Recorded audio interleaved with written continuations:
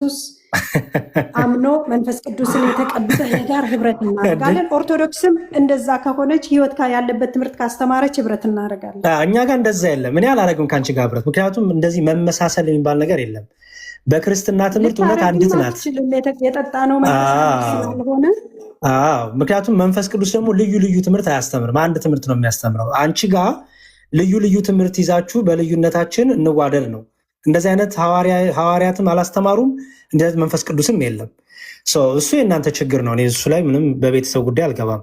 ለማንኛውም ግን እዚህ ቆሮንቶስ ያለው ላሳየሽ። አንደኛ ቆሮንቶስ ምዕራፍ 12 ላይ አንደኛ ቆሮንቶስ ምዕራፍ 12 ላይ ትዝ ይልሻል ቅዱስ ጳውሎስ ስለ አካል ብዙ ብልቶች እንጂ አንድ ብልት አይደለም ያለ አካል ብልቶች ያለ ሲያስተምር ክፍሉ 12 ላይ ነው መሰለኝ። በጣም ጥሩ። እዚህ ጋር ብልት የተባሉት እነማን ናቸው? ጊዜ ከምፈጅ ነው። ብልት የተባሉት እነማን ናቸው? አካላት፣ የቤተ ክርስቲያን አካላት ሁሉም አይደል? ቅዱሳን፣ ሁሉ ቅዱሳን በህይወትም ያሉ በህይወትም የሌሉ ወይስ በህይወት ያሉ ብቻ? በምድር ያሉ። ስለ ቆሮንቶስ ቤተ ክርስቲያን ነው የሚያወራው። ብቻ በምድር ስላሉ እኮ ብቻ ነው። እንግዲህ መጽሐፍ በአውዱ መሰረት አይደለም የምንፈታው። እኮ ብቻ ነው ወይ? ሲሆን ቤተክርስቲያን ነው የሚያወራው እኮ። ስለዚህ ይሄ ክፍል ስለ ምድር ላይ ስላሉት ቤተክርስቲያን ስላሉት ክርስቲያኖች ብቻ ነው። ቅዱሳን በህይወት ስላሉት ብቻ። በጣም ጥሩ። በስጋ ህይወት ስላሉት። እሺ፣ በጣም ጥሩ። ስለዚህ ለምሳሌ አንቺ አሁን ክርስቶስ ላይ ያለሽ ብልት ነሽ አይደል? አዎ። ስትሞቺ ብልትነትሽ ይቀራል? አይቀርም፣ ግን የመኖሪያ ስፍራ ይቀየራል። አልገባኝም። መጀመሪያ እኮ ወደ ህይወት ግንድ ቅርንጫፍ ሆነሽ ብልት ሆነሽ ተጨመርሽ አይደል? አዎ። ስትሞቺ ከህይወቱ ግንድ ትቆረጫለሽ? ወደ ጌታ ይሄዳለሁ። እኔ በስጋ ስላይደለው በዚህ ምድር የሚሆነውን እኔ ስለሱ እኮ አልጠየኩሽም እኮ ሲሆን ፕሊስ። እኔ ጠየኩሽ በስጋ መሞትሽ ከብልትነትሽ ያስቀርሻል ወይ ነው ያልኩት። በዚህ በምድር ባለችው አካል ልሆን አልችልም። ኧረ እባክሽ ስለ ክርስቶስ ላይ ያለሽ ብልት ነሽ እኮ ተስማማን። እሱን አይደል? ያው በክርስቶስ የተቀበልኩት ህይወት ለዘላለም ከኔ ጋር አለ፣ ለዘላለም እኖራለሁ። ስለዚህ በስጋ መሞትሽ ከክርስቶስ አካል ብልት ከመሆን አያስወጣሽ። በምድር ላይ ካለችው ያስወጣኛል። የለውም እኮ በስጋ ስለ የክርስቶስ አካል ላይ ብልት ተገጠመ ሲባል ምን ማለት ነው ይመስልሻል? እንዴት ነው የምትረጂው? ለምሳሌ ይኸው እዚህ ጋር ይኸው አካል ሁሉ አንድ ቢሆን መስማት የሌለበት ተገኛልና፣ አሁን ግን እግዚአብሔር እንደወደደ ብልቶች እያንዳንዳቸውን በአካል አድርጓል። ሁሉም አንድ ብልት ቢሆንስ አካል ወዴት በሆነ። ዳሩ ግን አሁን ብልቶች ብዙዎች ናቸው፣ አካል ግን አንድ ነው። ዓይን እጅን አታስፈልገኝም ልትል አትችልም አለና እናንተም የክርስቶስ አካል ናችሁ፣ እያንዳንዳችሁን ብልቶች ናችሁ ይላል። ይሄ ብልትነት በስጋ ብልትነት ስለ አካልነት ነው የሚያወራው። የስጋን ብልቶች ምሳሌ አድርጎ ነው የሚያወራው። እሱማ ገባኝ ጽዮን፣ እሱን እኮ ተግባብተናል። እነዚህ ምሳሌ በጆሮ በእግርና የተመሰሉት በክርስቶስ ላይ ያሉት ብልቶች ናቸው አይደለ? ወይም ክርስቲያኖች አይደል? በጣም ጥሩ። አሁን ይህን ጥያቄ አስተውይ። ለምሳሌ አንቺ ብልት ነኝ ያልሽኝ አይደለ? አካሉ ላይ ያለሽ አንቺ። በጣም ጥሩ። በስጋ ስትሞቺ አካሉ ላይ ብልት መሆንሽ ይቀራል ወይስ አይቀርም?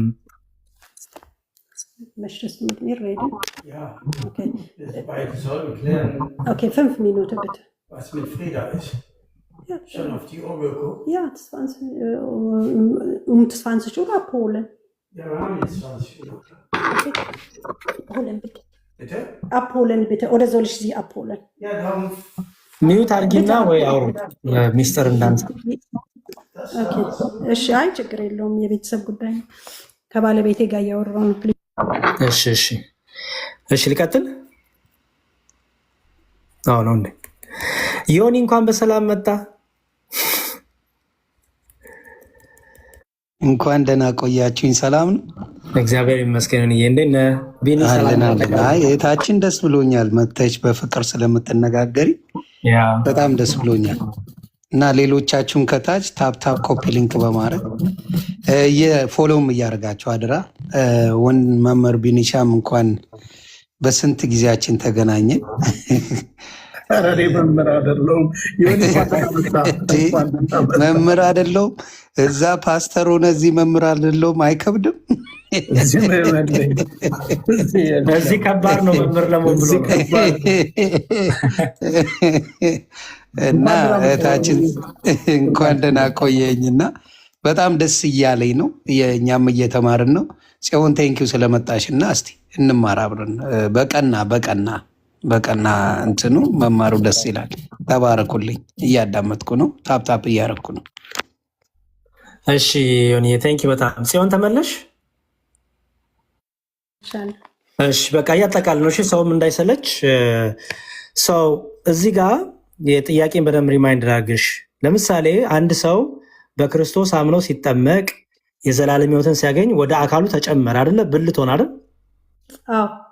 በጣም ጥሩ። አሁን ቢሞት ያ ሰው በመጨረሻ እድሜ ዘመን ገደበው ሞተ። በስጋ ቢሞት ከአካል ብልትነት አካሉ ላይ ከነበረበት ብልትነት በስጋ መሞቱ ያስቆርጠዋል ወይም ያጠፋዋል?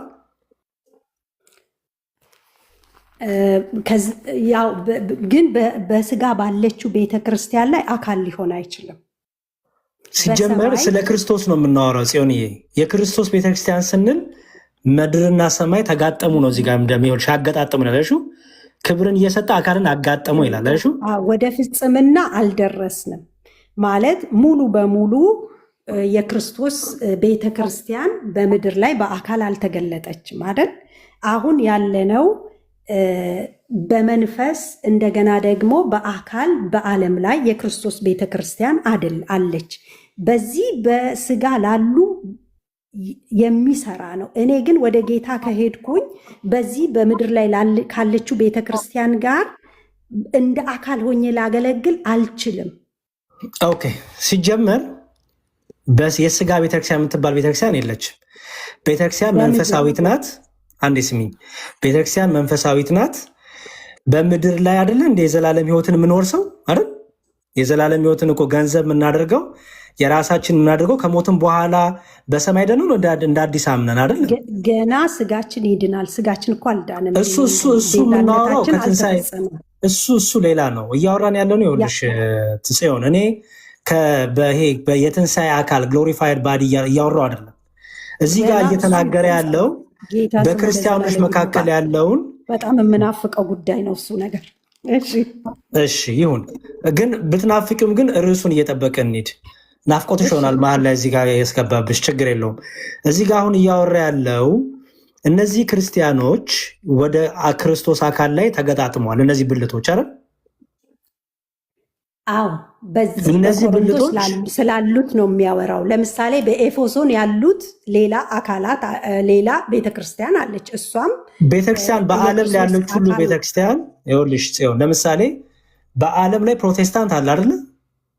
አይ ቲንክ በራስሽ ባረገው ይሻላል። በዓለም ላይ ያላችሁ ፕሮቴስታንቶች የተለያየ ዓለም ላይ የተለያየ ሀገር ላይ ቸርች አላችሁ አይደል? አጥቢያ ቤተክርስቲያኖች አሉ። አዎ።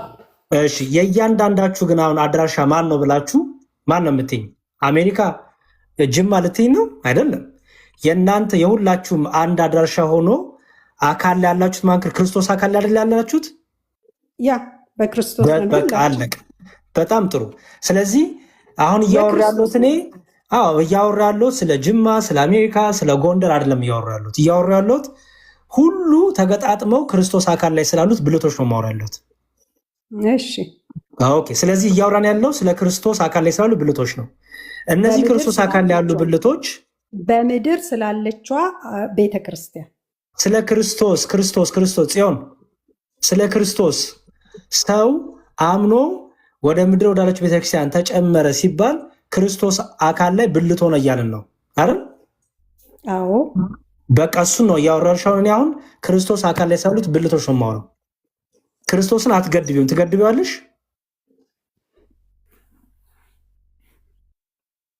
ምን ማለት ነው? ትገድቢዋለሽ? ምድራዊ ሰማያዊ እያልሽ ትከፋፊዋለሽ ክርስቶስን? ቤተክርስቲያኑ በምድር ላይ አለች። የክርስቶስ ቤተክርስቲያን በምድር ላይ አለች። በምድር ላይ ያሉ ደግሞ ብልቶች በቤተክርስቲያኑ ላይ የሚሰሩ አሉ። እዚህ ጋር ቤተክርስቲያን የተባለችው ወደ ጌታ የሄዱ አሉ። እነሱ በሰማይ ናቸው። ስለዚህ እነሱን እዚህ ጋር አምጥታ አትጨምር ልልህ ፈልጌ ነው። ኦኬ ችግሩ እኮ መሰለሽ እንዲህ ልትይ ነው ብለሽ ውስጥሽ እያሰበ ስለሆነ እያዳመጥሽኝም አይደለም። እሱን ተይውና ፕሊዝ ኦነስት። እሺ እኔ የመጨረሻ ላድርገው። በቃ አይ ዶንት ቲንክ እየሰማሽኝ ስላልሆነ አካሄዴ ስለገባሽ ይመስለኛል። በጣም ዲፌንሲቭ እየሆንሽ ነው። ግን ዲፌንሲቭ ብትሆኝም ግን እኔ ያሳይሻለሁ፣ ችግር የለውም። ኦኬ እዚህ ጋር ይኸው ምን ይላል? ይኸው እዚህ ጋር እናንተም የክርስቶስ አካል ናችሁ፣ እያንዳንዳችሁን ብልቶች ናችሁ። እዚህ ጋር ክርስቶስ አለ አይደል? እናንተ ሲል እነማንን ነው? ሁሉንም የቆሮንቶስን በይው ሁሉንም። ምክንያቱም ክርስቶስ ላይ የሚጨመሩት ሁሉ አድሬስ አለው እኮ አድሬስ እያደረገ ያለው ማህበረሰብ አለ። ኧረ እባክሽ ያዳመጥሽኝ። ክርስቶስ ላይ ያሉ ሁሉ ክርስቶስ ላይ ያሉ ሁሉ እናንተ ነው የሚለው ክርስቶስ ላይ ያላችሁ። ስለዚህ አንቺ ክርስቶስ አይደለሽም። አንቺ ክርስቶስ አይደለሽም። ግን ይሄ አድሬስ እያደረገ ያለው እናንተ እያላቸው ደብዳቤ ጥያቄ ጠይቀው መልስ እየሰጣቸው ነው በነገርህ ላይ። ስለዚህ ቆሟል። ይሄ ከጻፈ በኋላ የክርስቶስ አካል እያወራላቸው ያሉ በአካል ስላሉ በምድር ስላሉ ያዳምጡኝ አይደለም። የክርስቶስ አካል ሲባል ምድርና ሰማይ እያሸመካፊው በሰማይም ቅዱሳን ስላሉ ማለት ነው። እኔ እሱን አልጠየር። በስመ አብ የክርስቶስ አካል ሲባል ምድርና ሰማይ ያለሽ መካፊ ወይ ናይ እዚህ ጋር እናንተ እያላቸው ነው። እናንተ እኔ ስለ እነሱ ብቻ ለምጠየቁሽ የነሱ አካል ናችሁ። ክርስቶስ በጣም ጥሩ መጣሽኝ። የክርስቶስ እነዚህ ሰዎች ምን ላይ ነው ያሉት? በክርስቶስ ላይ ነው ያሉት። በጣም አንቺ ምን ላይ ነው ያለሽው? በክርስቶስ ላይ ነው ያለሁት። እኔ ምን ላይ ነው ያለሁት? አንተ ነው የምታውቀው። እንግዲህ ከሆን ካላቅም ይቅርታ። መዝሙረ በጌታ በኢየሱስ አምነ ከሆነ በክርስቶስ ላይ ነው። ይሁን ችግር የለውም እንደዛ ይሁን። እሺ ለማንኛውም እነ ቅዱስ ጳውሎስ ማን ላይ ነው ያሉት? በክርስቶስ። ክርስቲያኖች ሁሉ በክርስቶስ ያመኑት ማን ላይ ነው ያሉት? በክርስቶስ። በጣም ጥሩ። እሺ አንድን ብልት ቢሰቃይ ከጳውሎስ ጋር አሁን ህብረት አላደርግም። ለምሳሌ ምናሽ አሁን ከጳውሎስ ጋር ልገናኝ አልችልም። አሁን በዚህ እኔ በስፖኝ ጳውሎስ ክርስቶስ ላይ ነው ያለው ወይስ አይደለም? ነው። አንቺ ማን ላይ ነው ያለሽው? ክርስቶስ ላይ ነው። ስለዚህ ሁለታችሁ የምትገናኙት አድራሻችሁ ማን ላይ ነው? ክርስቶስ ላይ ነው። ግን እኔና ጳውሎስ ልናወራ አንችልም። እኔና ኤርሚያስ ግን ልናወራ እንችላለን በምድር ስላለ። እሱማ የጴንጤ ትምህርት ነው። የጴንጤ ትምህርት ልክ እንደ ምድራዊ ኔትወርክ እና ዋይፋይ ይፈልጋል፣ ኮኔክሽን ይፈልጋል። የምናወራው ግን ስለ መንፈሳዊ ህይወት ነው፣ ስለ መንፈሳዊ ዓለም ነው የምናወራው። እሱን ላሳይሽ ነው። እኔ አሁን ስለ ይሄ እንደ ምድራዊ እንደምታስቡት እንደ ዋይፋይ እንደ ብሉቱዝ አይደለም። እናንተ አሁን ከምድር ጋር አረጋችሁት። ልክ እንደ ብሉቱዝ እንደ ዋይፋይ ሆነ ኮኔክሽን የምትፈልጉት። እኛ ግን የምናወራው ስለ መንፈሳዊው ዓለም ነው የምናወራው። ኦኬ እስቲ እዚህ ጋር አንድ ነገር ላሳይሽ። ከአካልም ብልቶች ያልከበሩ ሆነ ይመስሉን በሚበዛ ክብር እናለብሳቸዋለን። እዚህ ጋር ክብር ያላቸውና ያልከበሩ ብልቶች ሁለት አሉ አይደለ? ማን ናቸው እነዚህ የከበሩ ብልቶች? ለምሳሌ ስለ አካል ነው አይደል የጠየቀኝ? የከበሩ ብልቶች እነማን ናቸው?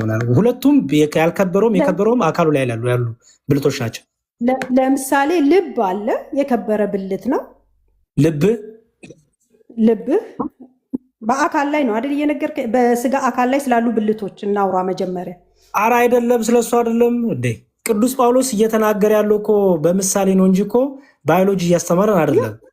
እኔ ጠቅሻለሁ እዚህ ጋር ይህን ክፍል ነው ቁጥር 23 ላይ ነኝ። ጽዮን ፕሊስ። ከአካልም ብልቶች ያልከበሩ እና ክብር ያላቸው ነው ብልቶች። እነዚህ ያልከበሩ ሆነው በደንብ እኮ ላሳይሽ ነው። ያልከበሩና የከበሩ ብልቶች አሉ። ሁለት ብልቶች አይደል? ያልከበሩና የከበሩ ሳይሆን ያልከበሩ ሆነው። እስኪ አንብበው በትክክል። ኦኬ። ከአካልም ብልቶች ያልከበሩ አረ እያነበብኩኝ ነው። ኧረ ተይ። ከአካልም ብልቶች ያልከበሩ ሆነው የሚመስሉን በሚበዛ ክብር እናለብሳቸዋለን፣ በምናፍርባቸውን ብልቶቻችን ክብር ይጨመርላቸዋል። ክብር ያላቸው ብልቶቻችን ግን ያስፈልጋቸውም ይላል። ስለዚህ የከበሩና ያልከበሩ ብልቶች አሉ አይደል? ስለ አካል ብልት ነው የሚያወራው። አዎ ንገረኝ፣ እነማን ናቸው? አንቺን የጠየኩሽ እኮ ነው። መንፈሳዊውን ነው ወይስ ስጋዊውን ነው የምጠይቀኝ? አሁን እሱ ምሳሌ ያደረገው ወይስ እዚህ ጋር ስለ ስጋዊ አካል ነው የሚያወራው? እዚህ ጋር በሚበዛ ክብር እናለብሳቸዋለን የሚለው ክብር እናለብሳቸዋለን የሚለው ስለ ጆሮ እና ስለ እግር ነው። አዎ ግን ምሳሌነቱ መንፈሳዊ ነው በነገርህ ላይ። እኔ እሺ ስለ ምሳሌው ንገሪኝ በቃ። እሺ ያልከበሩ ብልቶች እነማን ናቸው? የሚመስሉ ነው የሚለው፣ ያልከበሩ አይላቸውም። የሚመስሉ ነው የሚለው። እሺ እነማን ናቸው? ጥሩ በአንቺ ሄድልሽ። እነማን ናቸው? ያልከበሩ የሚመስሉ ትናንሽ እነማን ናቸው? በሰውነታችን ውስጥ አሉ። ለምሳሌ እኮ እነማን ናቸው? የማይታዩ ግን በብዙ ለምሳሌ የምንጠብቃቸው። ለምሳሌ ነገርኩ። ልብ፣ የተለያዩ የአካላት ክፍል አሉ በውስጣችን። ስለ ጨጓራ፣ ስለ ኩላሊት፣ ስለ ጣፊያ ነው የሚያወራው ይሄ። የሰውን ብልት ተጠቅሞ መንፈሳዊውን ዓለም እያሳየን ነው። ስለዚህ መንፈሳዊውን ዓለም ተርጉሚልኝ። ተይው ስለ ጨጓራ፣ ስለ ጣፊያ፣ ስለ ኩላሊት ሱን ተይውና በመንፈሳዊ ዓለም ተርጉሚልኝ። እኔ አልነግርሽም፣ ያንቺ ትምህርት ነው የፈለኩት። ችግር የለም። ኧረ ሌዲስ ፈርስት ነው። እኔ መምህር አይደለሁም፣ መምህር ነኝም አላልኩሽም እስካሁን። እሺ ስታስተምር ደግሞ ጥሩ አስተማሪም እንደሆን ካውቃለሁ። ቀጥል። ችግር የለውም ቀጥይ። ሲሆን እዚህ ጋር ስደርሽማ በመምህር አስተምረኝ እንዳትይ። የአንቺን ትምህርት ነው መስራት የፈለግኩት። ምክንያቱም ጴንጤ ከሆንኩ ነው መጽሐፍ ቅዱስ የተማርኩት ስላልሽ አስተምሪኝ። መንፈሳዊው ጥሩ ተተርጉሚልኝ። ይሄ በመንፈሳዊው ዓለም ያልከበሩ ብልቶች የሚመስሉት እነማን ናቸው? እንግዲህ ብዙ መንፈሳዊ አገልግሎቶች አሉ አይደል? እንግዲህ አካል ብልቶች ነን ብለናል። እኛው ቅዱሳን ነን ብልቶቹ ብለን ተስማምተናል ከአንተ ጋርም አይደል? ያልከበሩት እነማን ናቸው? አኩሲዮን ፕሊስ። ያልከበሩ የሚመስሉ ነው እኮ እነማን ናቸው? ለምሳሌ የጸሎት አገልግሎት የሚያገለግሉ ያልከበሩ የሚመስሉ። ያልከበሩ አይልም፣ ያልከበሩ የሚመስሉ ማለት የሚመስሉ ማለት አልተቀመጠም ወንድም። ችግር የለውም። የሚመስሉ ማለት ነው። ያልከበሩ የሚመስሉ ማለት ነው። ያልከበሩ ሆነው የሚመስሉ ምን ማለት ነው? አሁን ለምሳሌ ነቢያትን፣ ሐዋርያትን፣ አስተማሪዎችን እንደከበሩ ብልቶች ሰዎች ይቀበሏቸዋል። ግን በውስጥ ደግሞ የሚያገለግሉ ሌሎች ብልቶች አሉ። ሌሎች ቅዱሳን ባክቦን ሆነው ወሳኝ ሆነው ግን ያልከበሩ እነሱ ናቸው ያልከበሩት። አዎ የጸሎት አገልግሎት የሚያገለግሉ። ስለዚህ እዚህ ጋር በሚበዛ ክብር እናለብሳለን። ችግር የለውም። በሚበዛ ክብር እናለብሳቸዋለን። ማናቸው ክብር የሚያለብሷቸው? በሚበዛ ጸጋ ይለብሳሉ። እነዚህ ማን ነው የሚያለብሷቸው? የሚመስሉ ማን ነው የሚያለብሷቸው? ጸጋውን ጌታ ነው አይልም። እዚህ ጋር በሚበዛ ክብር እናለብሳቸዋለን ነው የሚለው። ያ ወይም ቅዱሳን በሚበዛ ክብር አገልግሎታቸውን ይቀበላሉ። የጸሎት አገልግሎት የሚያገለግሉ፣ የድብቅ አገልግሎት የሚያገለግሉ በሚበዛ ክብር እናለብሳቸዋለን ነው የሚለው። እሺ አንተን ትርጉም ልስማ። የኔን ሰማህ? አልሰማሁም። ያንቺን ይነገርኩ። ይሄ ነው እንግዲህ። እሺ በምናፍርባቸው ብልቶቻችን ለምንድነው የሚታፈርባቸው? በእነዚህ ያው በማህበረሰቡ ዘንድ አንዳንድ ብልቶች የሚያሳፍሩ ይመስላሉ። እንዴ እነዚህ እኮ ናቸው ቅድም ያልከበሩ ብልቶች የሚመስሏቸው ነው የምናፍርባቸው ተባሉት እኮ እነዚሁ ናቸው እኮ። ካላወቅሽው ይኸውልሽ በቃ ጽዮን ክፍሉን አይ ቲንክ እንደ አዲስ ሆኖብሻል። ክፍሉን ገብተሽ አንብቢ። አይደለም ለእኔ ክፍሉን አውቀዋለሁ። የኔን መረዳት ነግሬሃለሁ። ያንተን ቀጥል። እሺ በምናፍርባቸው ብልቶቻችን ማለት ነው። እሺ የምናፍርባቸው ብልቶች፣ አንተ የምታፍርባቸው ብልቶች የሉህም በአካልህ ላይ? ማን ናቸው? ለምሳሌ እስኪ አንቺ የምታፍርባቸውን አንድ ንገሪኝ። አልነግርህም። እንግዲህ ከተግባባን። አንቺ አሁንም ስለ ሰውነት አካል ነው የምታወሪው? ስለ ምሳሌ አድርጎ ነው የነገረን። አለቀ ነገር። የሰውነትህን አካል ምሳሌ አድርጎ በመንፈሳዊ ነው የተረጎመው። ስለዚህ ይሄ ተርጉሚው በመንፈሳዊ ሲሆን በመንፈሳዊ የምናፍርባቸው ብልቶቻችን እነማን ናቸው?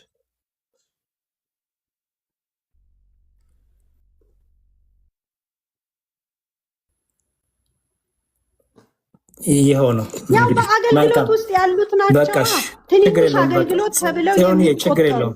በቃ እኔ የራሴን ላስቀምጥና አልጨርስ። አዎ በቃ ሚውት አድርገሽ በቃ አይ ከዚህ በኋላም አንቀጥልም ከኔ ጋር ችግር የለውም። እሺ ክርስቲያኖች በደንብ አስተውሉ። ይሄ ክፍል የሚያወራው እንግዲህ በአካል እየመሰለ ቅዱስ ጳውሎስ ፍቹን ደግሞ ታች አስቀምጦልናል። ፍቹ ምንድን ነው አለን? ይኸው እዚህ ጋር እዩት። ፍቹ ማን ነው አለ? ይኸው ከታች ዳሩ ግን አሁን ብልቶች ብዙዎች ናቸው፣ አካል ግን አንድ ነው። ዓይን እጅን አታስፈልገኝ ልትለው አትችልም፣ ወይም ራስ ደግሞ እግሮችን አታስፈልገኝ ላቸው አይችልም አለና፣ ነገር ግን ደካሞች የሚመስሉ የአካል ብልቶች ይልቁንም ያስፈልጉ ናቸው። ከአካልን ብልቶች ያልከበሩ ሆነ የሚመስሉን በሚበዛ ክብር እናለብሳቸዋለን፣ በምናፍርባቸውም ብልቶቻችን ክብር ይጨመርላቸዋል። ክብር ያላቸው ብልቶቻችን ግን ያስፈልጋቸውም። ነገር ግን ብልቶች እርስ በእርሳቸው በትክክል ይተሳሰቡ ዘንድ እንጂ ምኖች ብልቶች ምን እርስ በእርሳቸው ምን እንዲያደርጉ እንዲተሳሰቡ። እንዲተሳሰቡ ማለት ኩላሊት ለጨጓራ ያስባል እየተባለ ነው። ጣፊያ ለቆሽት ያስባል ነው። ምንድነው ደግሞ ጉበት ለልብ ያስባል እየተባለ ነው። ኖ እንደዛ አይደለም እንዴ፣ እንደዛ አይደለም። ከዛ ምን አለ? በአካል መለያየት እንዳይሆን ለጎደሎ ብልት የሚበልጥ ክብር እየሰጠ እግዚአብሔር አካልን አገጣጠመው። አንድ ብልት ቢሰቃይ ብልቶች ሁሉ ከእርሱ ጋር ይሰቃያሉ። አንድ ብልትን ቢከብር ብልቶች ሁሉ ከእርሱ ጋር ደስ ይላቸዋል። ፍቹ ምንድን ነው? እናንተም አለ ያው እናንተም የክርስቶስ አካል ናችሁ፣ እያንዳንዳችሁም ብልቶች ናችሁ። ቅዱስ ጳውሎስ በእጅ በእግር በጆሮ እየመሰለ ያመጣው ማንን ነው? ክርስቲያኖችን ነው። ብልቶች ብሎ እዚህ ጋር የዘረዘራቸው በክርስቶስ ላይ እነዚህ ብልቶች አድራሻቸው ማን ነው? ክርስቶስ። መገኛቸው ማን ነው? ክርስቶስ። ግንስ የከበሩ እና ያልከበሩ የተባሉት በምናፍርባቸው የተባሉት ናቸው። እነዚህ ያልከበሩትን የከበሩት ያግዟቸዋል። ይኸው ክብር ያላቸው ብልቶቻችን ግን ይህ አያስፈልጋቸውም። የትኛው?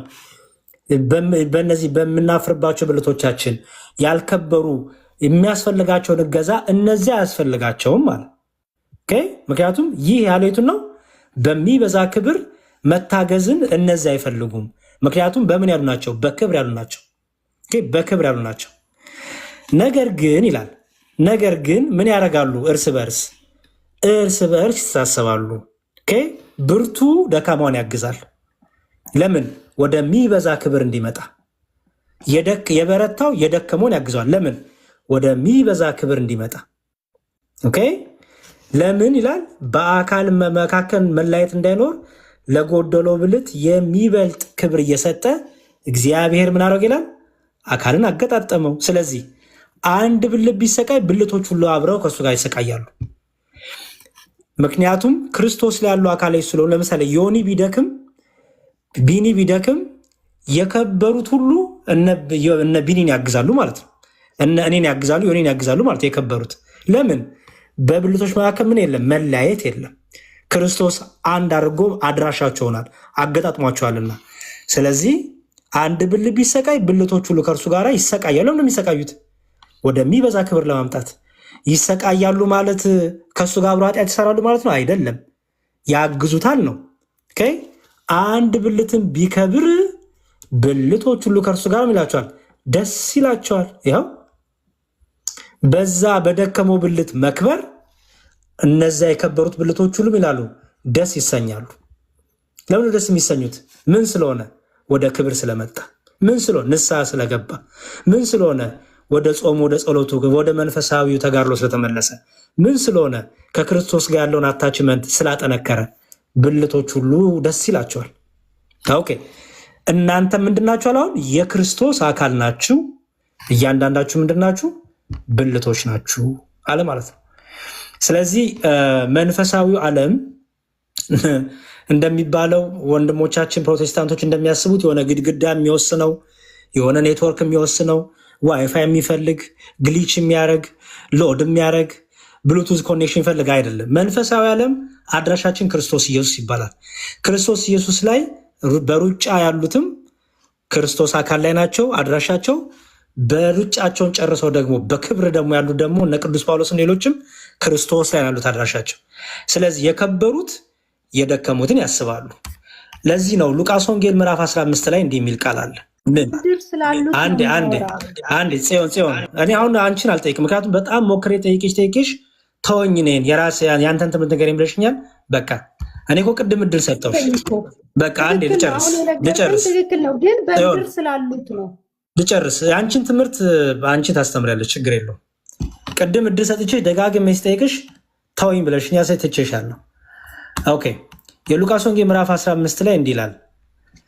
ይሁት እንዲሁ ንስሐ ከማያስፈልጋቸው ከ99 ጻድቃን ይልቅ ንስሐ በሚገባ በአንድ ኃጢአተኛ በሰማይ ደስታ ይሆናል። ኦኬ አንድ ሰው ንስሐ ሲገባ በሰማይ ደስታ የሚሆነው በሰማይ እንግዲህ ማን ነው የሚኖረው? መላእክት አሉ፣ ቅዱሳን አሉ። እታች እንዲሁም ይኸው በመላእክት ፊት ደስታ ይሆናል ይላል። ኦኬ በምድር ላይ ንስሐ እንደገባ በሰማይ ላሉት ማን ነገራቸው? በምን አወቁ?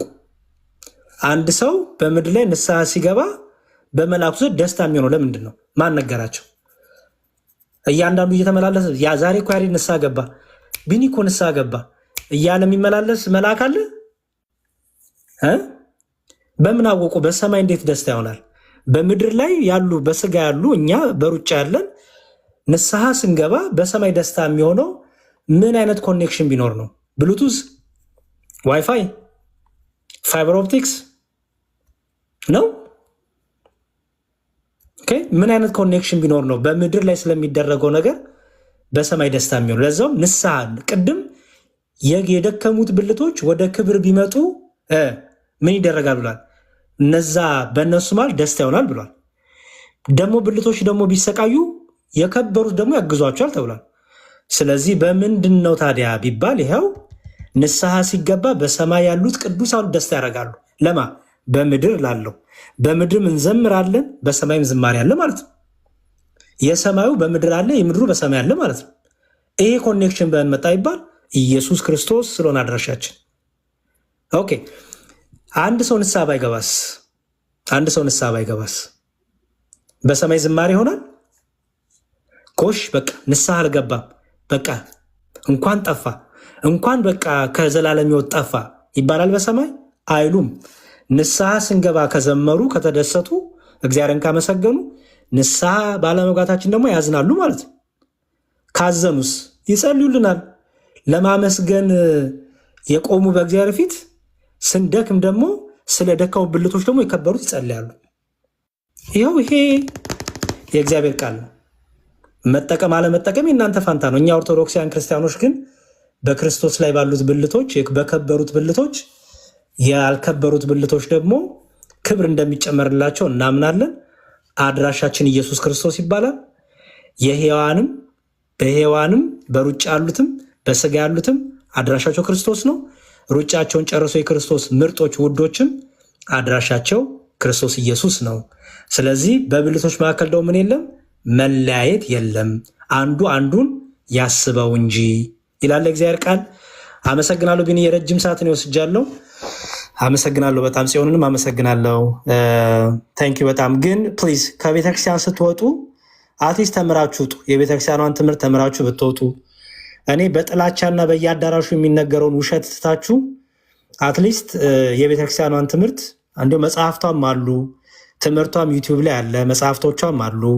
እንዲሁ በቀና ልብ ኦርቶዶክስ አትሁኑ፣ ችግር የለውም። ግን ዝም ብሎ በጥላቻ ከመመላለስና አይንን ጭፍን አድርጎ እንትን ከማለት እነዚህ ሰዎች ግን ምንድን ነው የሚያምኑት? እስቲ ቆይ ከሰው ከምሰማው ለምን የራሳቸውን መጽሐፍት አላነብም? ለምን እስቲ ራሳቸውን አልጠይቅም ብላችሁ እንዲያው ከጭፍን ጥላቻ ወጥታችሁ ትምህርታችንን ብትመረምሩ፣ ከመውጣታችሁ በፊት ደግሞ ብትማሩ፣ ሰንበት ትምህርት ቤት ብትገቡ፣ አውደ ምሕረት ሰርክ ጉባኤ ብትከታተሉ፣ በቃ ከዛ በኋላ ብትወጡም ችግር የለውም። አሁን እኮ ወጥታችሁ ስንጠይቃችሁም አንዳችን ቤተክርስቲያን ትምህርት አታውቁም። ለምን ወጣችሁን? የዛሬው ርዕስ እህታችን ጽዮንዬ መጣች፣ እናመሰግናለን። ስንጠይቃት ግን ምንም ቤተክርስቲያን እያሉ አልተማርኩም፣ በቃ ጴንጤ ኮንኩ በኋላ የተማርኩት አለች። ጴንጤ ከሆነች በኋላ የተማረችውን ነው ዲስከስ እያደረግን ያለ ነው። እስካሁን ፍርዱን ለእናንተ ነው የምንተው። ቢንዬ አመሰግናለሁ። ጊዜ ይስጥልኝ። ቃሌት ያሰማልን መዝሙረ ሁላችሁንም። ምናልባት ፈቃደኛ ከሆንሽ አንድ 3 ጥያቄ ልንጠይቅሽ ሌሎች ተረኞችን ከማስገባታችን በፊት ፈቃደኛ ከሆንሽ ወይዘሮ ጽዮን አጫጭር ጥያቄ ብቻ ነው። ቃለ ሕይወት ያሰማልን በሉልን። ወይዘሮ ጽዮን እየጠበቅንሽ ነው። ቃለ ሕይወት ያሰማልን መዝሙሬ ወንድማችን። እግዚአብሔር አምላክ ጸጋውን ያብዛል፣ በዕድሜ በጸጋ ይጠብቅህ። የቤተ ክርስቲያን አምላክ የእውነተኛው ትምህርት አምላክ ይጠብቅ። እግዚአብሔር ረጅም ዕድሜ ከጤና ጋር ያድልልን እላለሁ መዝሙሬ። አሜን። በረጅም ሰዓት ያስኩኝ እናንተ ቁጭ ብላችሁ በጣም ይቅር በሉኝ። ክብር ያደልኝ ግን እግዚአብሔር ይስጥልኝ፣ ሁላችንም ያበርታል። አይ ቲንክ የለችም ቢዚ ናት መሰለኝ። ቢኒ ወይ ሌላ ሰው አስገባና እናንተ ደግሞ ጠይቁ፣ ቀጥሉ። ምናልባት ከሌለሽ የለውኝም በይ። እሺ ሌላ ፕሮቴስታንት እንደው ቃለ ሕይወት ያሰማልን። አልሰማችሁም? ጥያቄ ጠይቃችሁ ነበር መጨረሻ ላይ አልሰማሁም። እሺ ፈቃደኛ ከሆንሽ 3 ጥያቄ ብቻ ልጠይቅሽ ፈልጌ ነው። አጫጭር ጥያቄ። እሺ ቀጥል። በጣም ጥሩ። እንግዲህ በመላእክት እርዳታ ቅድም አምንሻል አይደለ? በመላእክት እርዳታ አምንሻል አይደለ? አዎ መላእክት ይረዳሉ፣ ግን ጸልያሉ፣ ለሰው ይጸልያሉ ብዬ አላምንም። እሺ እንግዲህ ጌታችንና መድኃኒታችን ኢየሱስ ክርስቶስ እኔ የሕያዋን እንጂ የሙታን አምላክ አይደለሁም ብሏል አይደለ?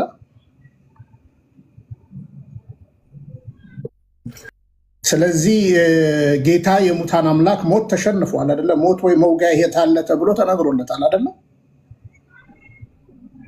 ሞትን ድል አድርጓል። በክርስቶስ ኢየሱስ በክርስቲያን ዘንዳ ሞት እንቅልፍ ነው ተብሎ ነው የተጻፈው እና ስለዚህ እሱ የሕያዋን አምላክ ከሆነ እኛ ደግሞ እኔ የሕያዋን አምላክ ነኝ እንጂ የሙታን አምላክ አይደለሁም ካለ ሞትን እዚህ ጋር ምን አመጣው የሚለውን ጥያቄ እንድታሰላስይ ይሁን። በዳንኤል መጽሐፍ ላይ እና 1-2 ጥቅሶችን አንስቼልሽ ከዛ በኋላ ትነግኛለሽ። በዳንኤል መጽሐፍ ላይ ሲድራቅ ሚሳቅንና አብደናጎምን በእሳት ውስጥ በነበሩበት ያወጣቸው ማን ነው? የአማልክትን መልክ የሚመስል ማን ነው? ስሙ አልተጠቀሰም። የአማልክት የሚመስል መጽሐፍ ቅዱስ መልክ ያለው መላእክት ነው። በነገራችን ላይ ያወጣቸው መላእክት ነው። ተጠቀሰ ግን መላእክት ነው ተብሎም የመልአኩም ስም አልተጠቀሰም። እሺ ምዕራፍ 3 ቁጥር 28 አውጭልኝ ዳንኤል። አጫጭር ጥያቄ ነው የምጠይቅሽ። እሺ እኔ ላንብብልሽ። ትንቢተ ዳንኤል ምዕራፍ 3 ቁጥር 28 ናቡከደነጾርን መልሶ መልአኩን የላከ ከአምላካቸውን በቀር ማንም አምላክን እንዳያመልኩ ለእርሱም እንዳይሰግዱ። ስለዚህ ይኸው ቃል በቃል መልአኩን የላከ ይላል። ስለዚህ መልአኩ ነው። የለም ላልሽው መልአኩ ነው። መላእክት እሺ ቆይ አንዴ ወንድም፣ ከዛ በፊት 4 ሰዎች ሲመላለሱ ያለበትን ክፍል አንብብልን። የሰው ልጅ የሚመስል ይላል። እኔ የአማልክት ልጅ ነው የሚለው፣ የሰው ልጅ አይልም። እኔ ራት እየሰራሁ ስለሆነ ማንበብ አልችልም። እሺ የአማልክት ልጅ። እሺ አማልክት የሚለውን ዲፋይን ማድረግ ትችያለሽ? ቃል አንብብልን ነው ያልኩ። እሺ ላንብብልሽ። እሺ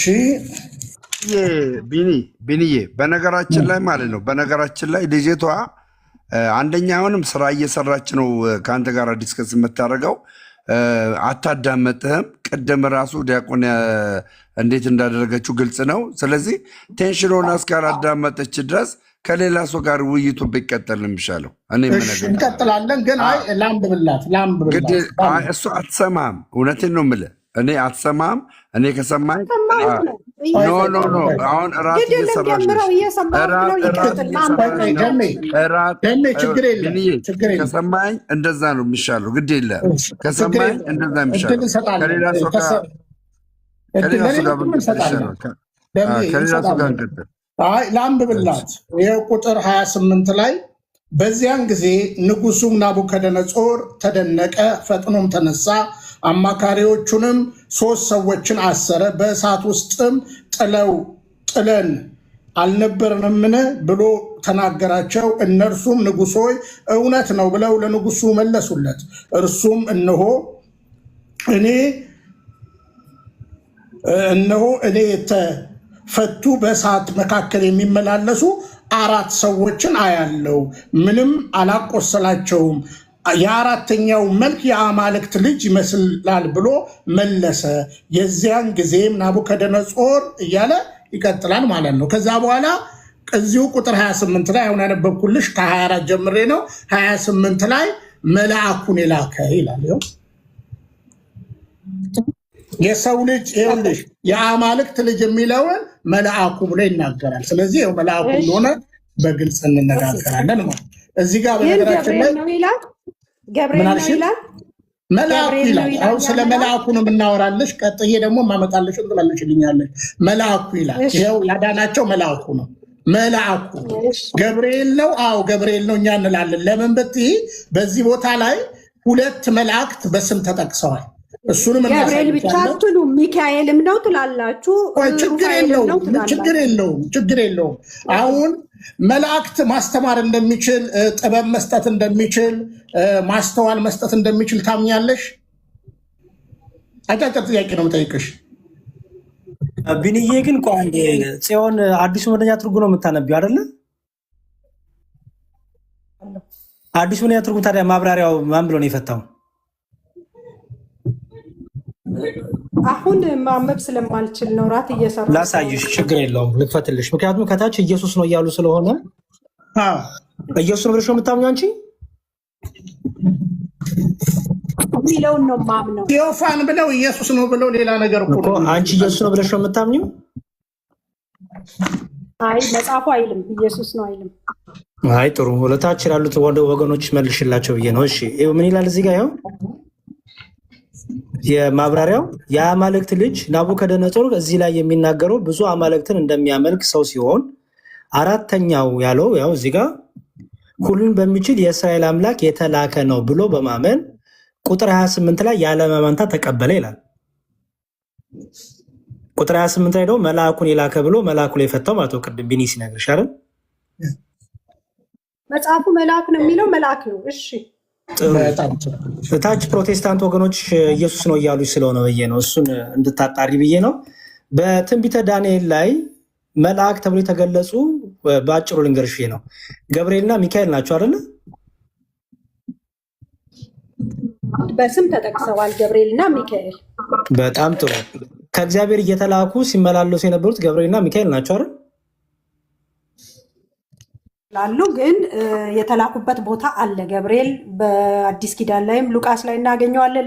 ብሉይ ኪዳን ላይ ያለሁት ብሉይ ኪዳን ዳንኤል ላይ ሁለቱ በስም ተጠቅሰዋል። አዎ ዳንኤል ላይ አይደል? እዛው ክፍል ላይ አዎ ተጠቅሰዋል። ስለዚህ እየተላኩ ይራዱ የነበሩት ለምሳሌ ዳንኤልንም ሲራዳ የነበረው እንዲሁም አንደኛው ላይ ሚካኤል ሲረዳው ነበረ፣ ሁለተኛው ላይ ደግሞ ገብርኤልም ሲረዳው ነበር አይደል? ፋርስ አለቃ መንግስት ተዋጋኝ ሚካኤል ሊረዳኝ መጣ ብሎ ዳንኤል ገብርኤልም እየበረረ መጣ ሊረዳኝም ብሏል አይደል? ገብርኤልን ሚካኤል ሊረዳው መጣና ገብርኤል ደግሞ እየበረረ ወደ ዳንኤል መጣ። ታሪኩ ምን ሊያደርገው መጣ? ወደ ዳንኤል ገብርኤል የጸሎቱን መልስ ሊነግረው። ጸሎት በጸለይክ በመጀመሪያው ቀን ተሰምቶልሃል። እውቀትን ሊሰጠው ሊያበረታው ጥበብን ሊሰጠው ነው የመጣው። እዛው ላይ ይናገራል። የጸሎቱን መልስ ይዞለት ነው የመጣው። ዳንኤል ይጸልይ ምዕራፍ 9 ቁጥር 21 ላንበበላት አንዴ 21 እና 22 ይኸው እኔም ገና ስናገር ስጸልይ በኃጢአቴና በሕዝቤም በእስራኤል ኃጢአት ስናዘዝ በአምላኬም በእግዚአብሔር ፊት ስለተቀደሰው ስለ አምላኬ ተራራ ስለምን ገናም በጸሎት ስናገር አስቀድሜ በራእይ አይቼው የነበረው ሰው ገብርኤል እነሆ እየበረረ መጣ። ማንን የለመነው? ዳንኤል። ኧረ እባክህ ጽዮን፣ ስለ መልአኩ ገብርኤል እንደመጣ ማንን የለመነው አይደለም ጥያቄያችን። ጽዮን ወደ ማን የጸለየው? እባክህ ጽዮን፣ ወደ እኛ ይኸውልሽ፣ ወደ እግዚአብሔር ጸልየን መላእክት ይረዱን ይመጣሉ። በቃ ይሄን እኔም አምናለሁ። አንቺማ አታምኝም እኮ። እሺ ጥሩ ካመሽ እንግዲህ እሱን ለአንቺ እሰጣለሁ። እሺ እየበረረ መጣ፣ በማታ መስዋዕት ጊዜ ዳሰኝ፣ እንዲህም አስተማረኝም ተናገረኝም፣ እንዲህም አለ፣ ዳንኤል ሆይ ጥበብንና ማስተዋል እንሰጥ ዘንድ አሁን መጥቻለሁ ይላል።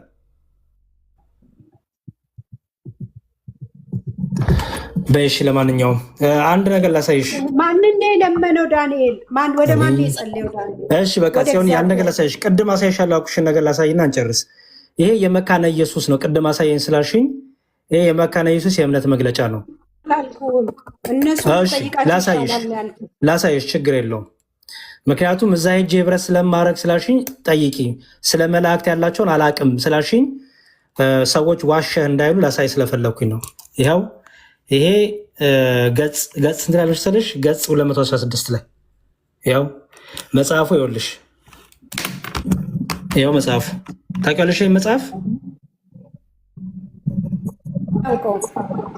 መጽሐፈ ስምምነት የሚባለውን ቡክ ኦፍ ኮንከርድ ይኸው እዚህ ጋር የወንጌላውያን ሉተሪያን የእምነት መግለጫ የሚለውን አታውቂውም? እኔ ሉተራውያን አይደለሁም አልኩህ እኮ። ለእነሱ ጠይቃቸው፣ እነሱ በቂ መልስ ይሰጡሃል። እሺ ያው ምን ይላል ላሳይሽ። በቃ ችግር የለውም። ከዚህ ሌላ መላእክት እንደሚጸልዩልን እንቀበላለን። ይኸው መላእክት እንደሚጸልዩልንም እንቀበላለን። ምክንያቱም መልአኩ በዘካርያስ 1:12 ላይ ቅድም አንቺ ጥያቄን ያልሽው ሉተሪያን አንቺ ሄደሽ ህብረት የምታደርጊባት መካነ ኢየሱስ ልመና ጸሎት ነው ብላ ነው የምትፈታው። ይኸው የሰራዊት ጌታ ሆይ ኢየሩሳሌምንና የማትምራቸው እስከ መቼ ነው እያለ የሚጸልይበት ምንባብ አለ። እንደ እውነቱ ቅዱሳን በተመለከተ እነርሱ ያንሳሉ ለጠቅላላው ቤተክርስቲያን እንደ ጸልዩ ሁሉ በሰማይ ለቤተክርስቲያን በጥቅሉ ይጸልያሉ ብለን እንቀበላለን ይላል። አሹ በምድርም እያሉ ይጸልዩ ነበረ፣ በሰማይ ሄደውም ጸሎታቸው አልተቋረጠም። ቅዱሳኑ ይጸልያሉ ስለኛ። ቅዱሳኑ ብቻ አይደለም መላእክቱም ስለኛ ይጸልያሉ ብለው ያንቹ የእርሻ አንዳንድ ህብረት የምታደርጊባት መካነ ኢየሱስ ታምናለች። መጽሐፍ ቅዱስም ጠቅሳለች። ትችላለች። እኔ እኮ አታምንም አላልኩህም፣ ልታምን ትችላለች። ልዩነት የለንምም አላልኩህም። በዚህ ረገድ ልዩነት ሊኖር ይችላል። ግን ታዲያ ያልገባኝ ነገር ወንጌል እኮ አይደለም ብለሽን ነበረ። ይሄን ቅድም እኛን ኦርቶዶክስን ስተች ነበረ። በዚህ ምን ብለሽ ነው የተቸሽው? ይሄ ትክክል ትምህርት አይደለም ነው። ህይወት የሚገኝበትን ትምህርት ቆይ እኮ ለምሳሌ ይሄ ትምህርት ህይወት አይገኝበትም ብለሽ እኮ ነው የወጣሽው አይደል? ቅዱሳኑ ይጸልያሉ ስለኛ፣ መላእክቱ ስለኛ ይጸልያሉ የሚለው ትምህርት ህይወት የለውም አይደል ብለሽ ወጣሽው? ህይወት ያለበት ትምህርት ኢየሱስ ክርስቶስን ሴንተር ያደረገ ትምህርት ነው። መልአክን ሴንተር ይሄ ትምህርት ህይወት አለው። አሁን የነገርኩሽ ትምህርት አለው ህይወት አለው ወይስ የለውም?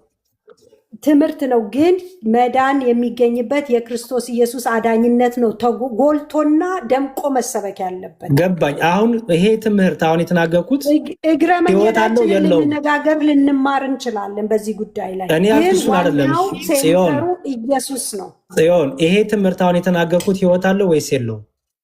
መላእክት ይጸልያሉ ስለኛ፣ ቅዱሳን ስለኛ ይጸልያሉ፣ ህይወት አለው ወይስ የለውም? እኔ ይጸልዩልኛል ብዬ አላምንም። እኔ ጸልያለሁ፣ መልስ ግን ያመጡልኛል፣ ያበርቱኛል፣ ይራዱኛል። ስለዚህ እኮ እንደዚህ ብሎ የሚያስተምር ሰው ተሳስቷል ወይስ ትክክል ነው?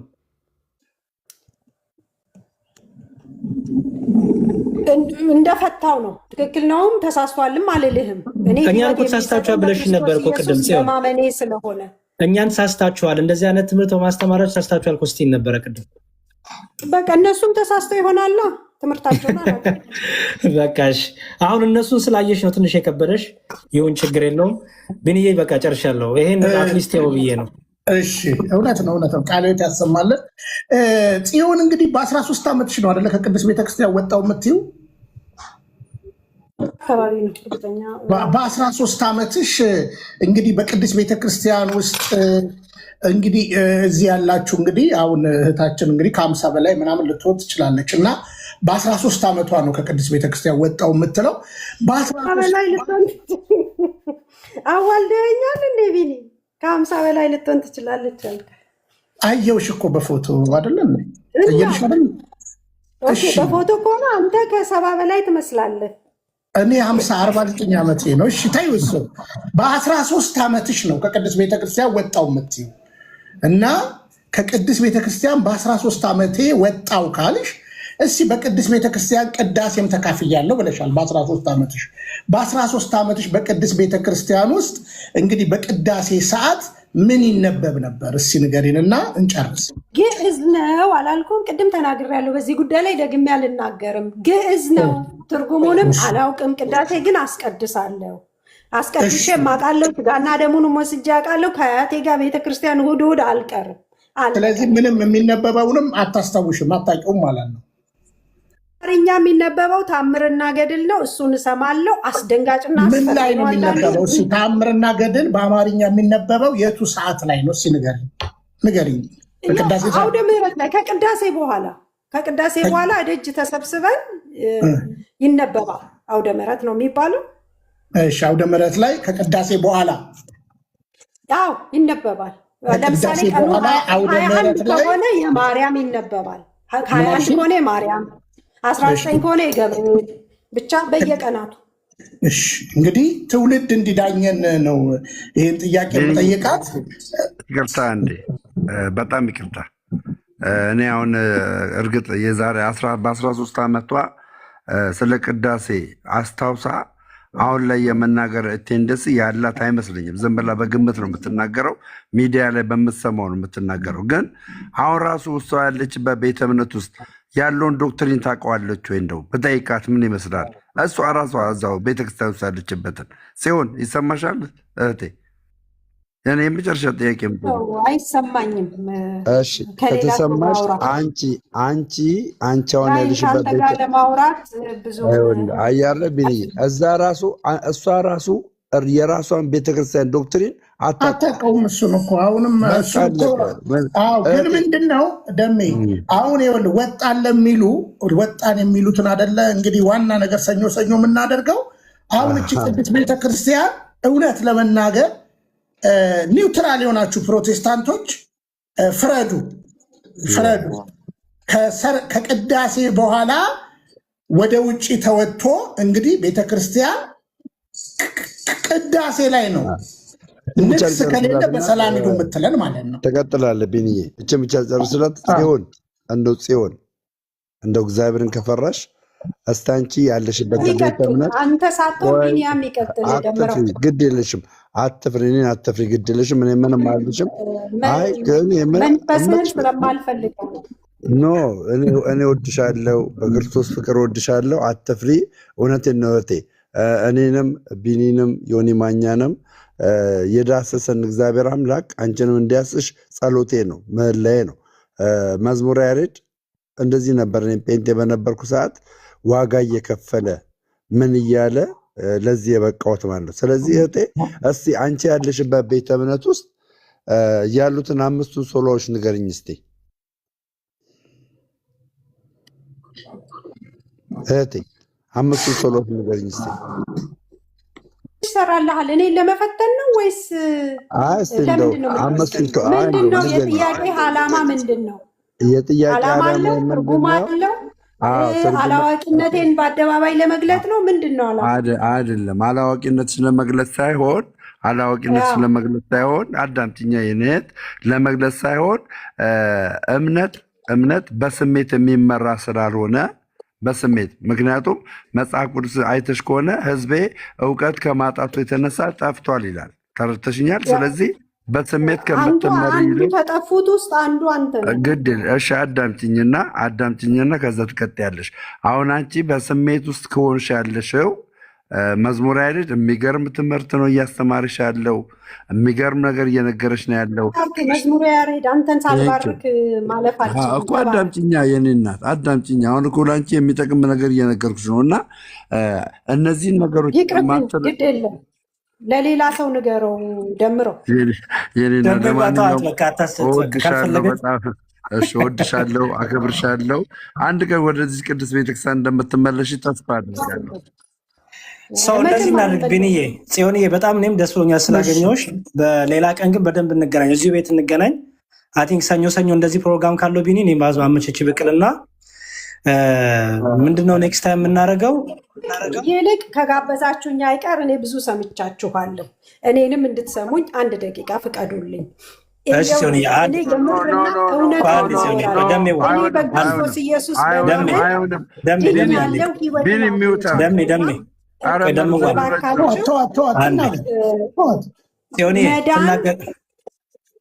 ጽዮን አንድ ልሰጥሽ ነው የኔም መልእክት እንገርሽ።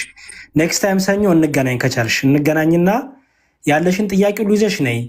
በነገረ ክርስቶስ ለምሳሌ በነገረ ክርስቶስ ላይ፣ በነገረ ስላሴ ላይ፣ በጥምቀት ላይ፣ በቁርባን ላይ፣ በነገረ ትንሣኤ ሙታን ላይ ያለሽን ኦርቶዶክስ ቤተክርስቲያን ትክክል ትምህርት የላት የምትዩን ነገር ይዘሽ ነይና ረጋ ብለን ጥያቄዎችሽን ብቻ እየተቀበልን አሁን እኔ ዛሬ እኔ ነበርኩ ቼንጅ እንትን ሰናወራ የነበረው አንቺ ደግሞ ኔክስት ታይም ይዘሽ ነይና ከዛ በደንብ እናወራለን። ትልቁ ነገር መማማር አይደለም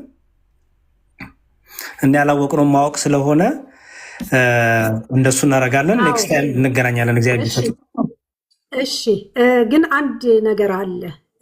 በክርስቶስ ኢየሱስ ነው ህይወት የሚገኘው እና ብዙ ጊዜ ሴንተራችን ኢየሱስ ቢሆን የመዳን ሴንተሩ እሱ ስለሆነ የመጽሐፍ ቅዱስም ዋናው ኢየሱስ ነው። እኔ እሱን በማመን ነው ህይወት ያገኘሁት። እርፍ ብያለሁ፣ ሰላም አግኝቻለሁ። በክርስቶስ ኢየሱስ ላይ ጥያቄ ልጠይቅሽ። ሰውን አስተምሩት ስለ ኢየሱስ።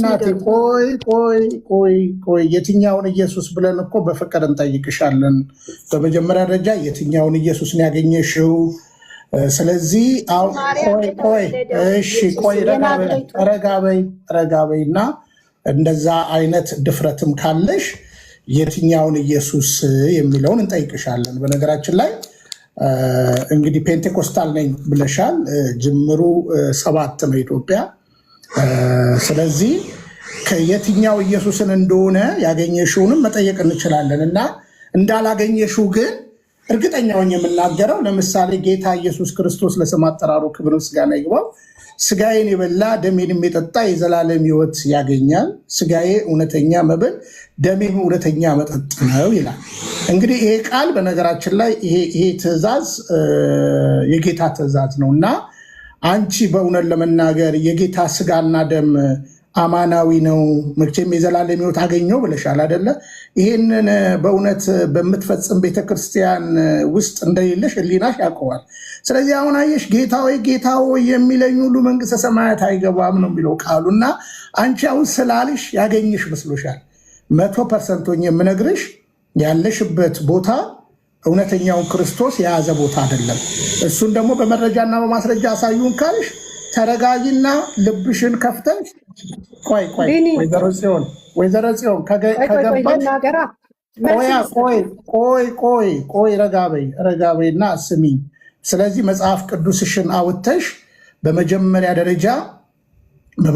ደረጃ ታምኛለሽ ወይ? የጌታ ስጋና ደም አማናዊ ነው ብለሽ ታምኛለሽ ወይ? አየሽ ጌታ እኮ ነው ያለው። ከዛ በኋላ ጌታ ራሱ ምን አለ? ያመነ የተጠመቀም ይድናል ይላል። ስለዚህ የትኛው ያዘዘሽ ነው? በእምነት ብቻ የሚል የመጽሐፍ ቅዱስ ትምህርት የለም እና እኔ ጥቅሶች ካሉሽ መወያየት ይቻላል። ከዛ በተረፈ ይኸውልሽ አሁን ይህ ዝም ብሎ በመጮ በመደዴ በማለት አይደለም። አሁን መረጃ ነው የምጠይቅሽ። በአጭር አማርኛ አንድ ጥቅስ አወጣልሽ እና ይህን ጥቅስ ቤተክርስቲያንሽ ታምንበታለች፣ ታደርገዋለች። አታደርገውም ካልሽ እንሰነባበታለን ማለት ነው። እውነተኛ የኢትዮ ክርስቶስ ቤተክርስቲያን እውነት ለመናገር ምን እንደምትመስል በአንድ ጥቅስ አሳይሻለሁ፣ ያለ ድርድር ማለት ነው። ሁላችሁም ይህን ጥቅስ እንድትለጥፉልን። ያለሽበት ቦታ ራሱ በ13 ዓመትሽ ነው ሄድሽው። በዚህ ራሱ መመለስ ነበረብሽ። በነገራችን ላይ በዚህ ቃል አሁን በመቀጥዬ በማነሳው ጥቅስ መመለስ ነበረብሽ። በእውነት ለመናገር ትንቢተ ሚልክያስን ታውቂዋለሽ? ያው ፕሮቴስታንት የትንቢት መጽሐፍን ይወዳል። ትንቢተ ሚልክያስ አለሽ አይደለ? ካለሽ አጭር ጥያቄ ነው የምጠይቅሽ። ትንቢተ ሚልክያስ ምዕራፍ 1 ምዕራፍ 1ን እየሰማሽ ነው አይደለ? እየሰማሽ ነው አይደለ? እየሰማሽ ነው አይደለ? እንድሰማ ብቻ ነው እንደ የተጠራሁት እንዳወራ። በቃ አሁን እሱን ነው የምንጠይቅሽ። ቆይ አሁን የምንጠይቅሽ እሱን ነው የምንጠይቅሽ። እሺ የምንጠይቅሽ እሱን ነው። በእርጋታ ስሚና ከዛ በኋላ መልስ ሰጭንና ከዛ የትኛው ኢየሱስ? አሁን ኢየሱስ በነገራችን ላይ በስሜ ይመጣሉ እኮ ብሏል እኮ። በስሜ ይመጣሉ ስለተባለ የትኛው የሚለውን እንለይ። ቆይ አንትን በያት። ቆይ አሁን እድል ሰጥሻለሁ እኮ አሁን ቆይ ረጋ በይና አሁን የምጠይቅሽን ጥያቄ ነው። አሁን ትንቢተ ሚልኪያስ ላይ ሚልኪያስ አውጭልኝ አንድ መጽሐፍ ቅዱስሽን። እራት እየሰራው ነው ቢኒያም። እሺ ትንቢተ ሚልኪያስ ምዕራፍ 1 እና ምዕራፍ 1 ቁጥር 10 እና 11 ከራት በኋላ አንብቢውና የአንቺ ያለሽባት ቤተክርስቲያን ንጹህ ቁርባንንና ዕጣን ታጥናለች ወይስ አታጥንም? ይሄንን አንብበሽ ትመልሻለሽ ማለት ነው። ምን አልሽ? የብሉይ ኪዳን ጥቅስ ነው ያልሽው? አትልም። ራት እየሰራሽ ከሆነ የብሉይ ኪዳን ነው አልሽ። ሌላ ሰው እናስገባ። ራስ ጨርሽ ነይ። እሺ ፕሮቴስታንት የሆናችሁ መምህር እስኪያስ እንኳን ደህና መጡ። ራት እስከምትሰራ ትጨርስና። እሺ እንዴት አመሻችሁ? እንዴት ዋላችሁ? መዝሙረ ቃለ ሕይወት ያሰማል። እንኳን በሰላም መጡ። አሜን አሜን። አብራ ያሰማን። ወረደ። እሺ አንዱ ገብቶ ነበረ። ካሎሮ የሚለውን አስገባው። ካሎሮ ዝም ብሎ ነው አውቀዋለሁ። ሙለታ አለ። እሺ ሙለታው ቅድም ነበረ። ሙለታ ቅድምም ስለነበርክ ና ሙለታና ግባ። ቅድም ስለነበርክ ሙለታና። እሺ ቅድም የነበራችሁ እዛ ተሰብስባችሁ ስትናገሩ የነበራችሁ ማለት ነው። እሺ ሙለታና ሙለታ ዲጄ ማስኬት ነው። እጅግ በጣም ይቅር አለው። ይሰማል? እሺ እጅግ በጣም ይቅርታ። በጣም የኔ ጉዳይ ቢሆን እንደዚህ ባልደፈርኩ ነበረ። ነገር ግን የአንድ ትልቅ አባት ጉዳይ ነው። ዮኒ እና መዝሙረ ይቅርታ ዲያቆን ካላችሁ እናንተ ጋር አንድ ጉዳይ የመጣ ጉዳይ ነበረ። ስለ አንድ አባት ዲያቆን አለው። አዎ መረጃ ላኩልኝ ብዬ እየጠበቅኩኝ ነው እና መረጃ ፈልጋለሁ ብዬ እየጠበቅኩኝ ነው። ደውለው ነበረ? አልደወሉም? በወንድሞት የሆነ ከወንድሜ ጋር አውርቼ ነበረ። እልክልሃለሁ ብሎኝ እየጠበቅኩኝ ነው። እሺ መላኩን እንትን ብያለሁ። ከዮኒ ጋር አንድ ላይ ስላየኋችሁ አጋጣሚ ያሉት ነገሮች ብዙ ነገሮች ስለተባለ ዮኒም እዚሁ ስላለ በዛ ምክንያት ነው ደፍሬ ይቅርታ በተደጋጋሚ ኮሜንትም ጽፌ ነበር የገባሁት። ከታችም ያላችሁ ይቅርታ። እንትኑን በእርግጠኝነት ከዛሬ የማያልፍ ነው ማለት እንዲሆን አድርጋለሁ። በብዙ ነገር እዚህ ቪዲዮ ላይም አጋጣሚ ዛሬ ቪዲዮ ፖስት እንዲደረግ ተጠይቆ ፖስት አድርጌ ነበረ እና እዛው ላይ ቪዲዮ ላይ ራሱ መረጃዎችን አታች ለማድረግ ሞክሬ ነበረ። ኦኬ እሺ ፎሎ አድርገኸኛል፣ ግን ልልክልህ አልቻልኩኝም። በቃ ችግር የለውም። ምንድነው በማኅደረ ስብሐት ቅድስት ልደታ ለማርያም እኔ ሳገለግልባት የነበረችው ደብር ያደኩባት ደብር አባት አሉ። በጣም የተወደዱ አባት የጉሮሮ ካንሰር ታመዋል እና በጣም በጣም በጣም እየተቸገሩ ነው። በብዙ ነገር ውስጥ እያለፉ ነው። እንግዲህ አስቡት የጉሮሮ ካንሰር እንዴት ከባድ እንደሆነና አቅም የላቸውም እንደምታውቁት ነው። ስለዚህ እሳቸውን ቶሎ ተረባርቦ ልጆች አሏቸው፣ ባለቤት አሏቸው። ልጆቻቸውን በብዙ ችግር ውስጥ ያሉ ናቸው። የጤና ችግርም አለ ልጆቻቸው ጋር እና ብዙ ትንሽ እየተቸገሩ የተሰቃዩ ነው ያሉት። ስለዚህ እናሳክማቸው፣ እንርዳቸው የሚል ሀሳብ ነው። መረጃ ይምጣ ከቤተክርስቲያኗም ከደብሩ አለቃም የሚል አንዳንድ ነገሮች ከሐኪም ቤትም ብያለው። እሱ ሲመጣ ያው ዮኒና እኔ ተነጋግረን ዮኒም ቃል ስለገባ በዮኒ ቤት እሱን እናደርጋለን ማለት ነው። ጊዜው ሲደርስ እነግራቸዋለን። መጀመሪያ ግን መረጃዎቹ በደንብ ይሰብሰቡ ብዬ ነው። እሺ እና በቃ ይላኩልኝ ከሰማኝ ወንድሜንም ነግሬዋለሁ በእርግጥ እንዲከታተልልኝ። በቃ ቢኒ ያስገባና ያው ጨርሻለሁ። ጉዳዩ ይሄ ነው ብዬ ነው ግራ ልክ ያሰማልን። እግዚአብሔር ይፈውስልን። አሁን ሄቨን አሁን ለምንድን ነው የመጣሽው? እሺ ሄቨን ለምንድን ነው የመጣችው ዛሬ? ዋይ ቢኒሽ በቃ ተሳስች ቢን ሰላም ልልክ ነው ቢኒ። ግን ጥያቄ ስለነበረኝ ነው ከተፈቀደ ለምን መጣቻለ? ቆይ ጥያቄ አልፈቅድልሽም። ምክንያቱም አንቺ ከኦርቶዶክስ አልወጣሽም አይደለ? ቢኒ እኮ ታስቀኛል። እንደኔ አይነት ኦርቶዶክስ ተቀበላላችሁ? ምን አገባኝ ከተቀበላችሁ። አይ ቢኒ ተው፣ እኔ ኦርቶዶክስ አይደለም። እኔ ይሄ ዋውን እኮ ይኸውልሽ ከአንቺ ጋርም እኮ ውይይት ማለት ምንም የሚከብደን ነገር እኮ አይደለም። ዞሮ አሁን ይኸውልህ ቢኒ የክህደት ትምህርት ነው። ስለዚህ እሱንም እወያያለሁ ካልሽ መቀጠል ትችያለሽ። ግን አሁን እዛ ቤት ፕሮቴስታንቶች ተሰብስበው ቅዱስ ቤተክርስቲያን ሲናገሩ ስለነበር ይሄንን መልስ ለመስጠት ሊገባ ነው። ስለዚህ እነ ሙለታ እነ ሳሚ እንደዚህ በቃ እና በቃ እየተናገሩ ነበር። አሁን ቅድም ሙለታ ለምሳሌ የወጣሁት በሰዓታት ነው ብሏል። በሰዓታት ባደረገችው ነው ብሏል። ሳሚ በደረበችው ነው ብሏል ምናምን። እነሱን ጥሩልን እና እንወያይ። የወን ልጅ ሰስ ደግሞ ከፈለግሽ ያው በረከትን ይዘሽ መጣሽ እንደ ልማድሽ የዛሬ 2 ዓመትም እንድወርድልክ ቦታ እንድለቅ በቀደም እኔ ተሳስተው ይሁን አላውቅም። እኔ መዝሙረም እዚህ ስላለን እኔ በጣም የምወዳቸው መምህር በረከት በስላሴ አንድ ነን ያሉት። እኔ ቪዲዮ ምናምን አልለጥፍም በኦርቶዶክስ ላይ ታውቃለህ፣ አልወድም። ምክንያቱም በጣም በስርዓት ስለሚናገሩ እኔ ማስረጃ ማቅረብ ምናምን አያቅተኝም። ግን ብዙ ሰዎችም ሰምቷል የዛን ቀን እሳቸው እነሱ ከምን አንጻር እንደሆነ እስከ ዛሬ ይኸው ሳምንት በ3ኛ ሳምንት ነው ዛሬ የመጣሁት ቲክቶክ ላይ ተመልሼ እና በጣም ተገርሜ ነበረ። ሳምንቱ ሙሉ ሳይ ምናምን ነበረ እና ለምን እንዳሉ ብትጠይቁልኝ ደስ ይለኛል ፕሊስ። እኔም የሆነ ነገር ብዬ ልውጣ፣ ይቅርታ። ሄቨን ሰላም ነው። እንዲሁም ቤኒሻ የሆነ ነገር ማለት ፈልጌ ነው። መቼ ነው ኦንሊ ጂሰስ የተጀመረው? እሱን ንገሩኝና ትንሽ እንትን ብረዳ። መቼ ነው የተጀመረው ኦንሊ ጂሰስ እንደ ሃይማኖት? ሄቨን መግባቷን እንጂ መጀመሩን አታውቅም። ግን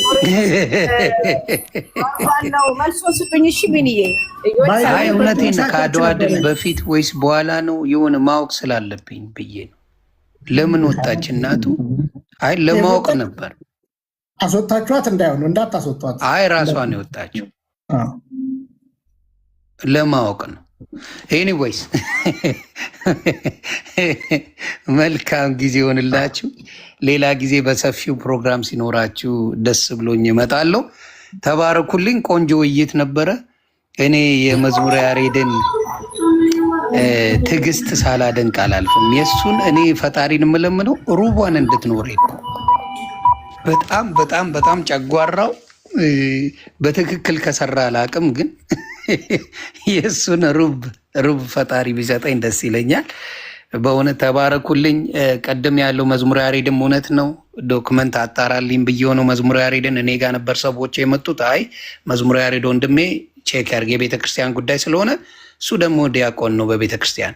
ስለዚህ እሱ ቼክ አርግልኝ አጣራልኝ ብዬው እንደ ታናሽ ወንድም ታዞኝ እሺ አጣርቼ ዶክመንት ሲመጣ እውነት ከሆነ የቤተክርስቲያን አባት ከሆኑ እንረዳለን ብሎኛል። ዶክመንት እየጠበቅን ነው። ስለሌላው ስለነበረን ግን እጅግ አድርጌ አመሰግናለሁ። ተባረኩልኝ። መልካም ጊዜ ሆንላችሁ። አንዴ ግዴታዬ ነው። ደግሞ ትምህርት ካለ ንገረኝና የሆነ ጊዜ አንተ ቤት ይሁን በምትለው ኤኒታይም ቤቱ ክፍት ነው ታውቃለህ። አረብሽ ብዬ ነው። አዎ ሰሞኑን ትንሽ የቴክኒክ ብልሽት አለ። መዝሙረ ወይ መምህር